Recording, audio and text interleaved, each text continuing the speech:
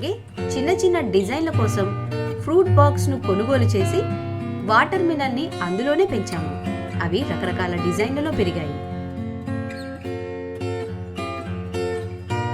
పట్నంలో ఉన్న రాణి మిత్రుల ద్వారా అక్కడ పెద్ద పెద్ద హోటల్స్కి వాటి గురించి చెప్పాము. అవి తినడానికి రుచిగా ఉండటంతో పాటు ఆరోగ్యమని, పైగా చూడటానికి అందంగా అలంకరించవచ్చు అని తెలిసి ఎక్కువ ధర ఇచ్చి వాటిని కొనుగోలు చేశారు అని జరిగిన విషయమంతా ఆనందంగా చెప్పాడు.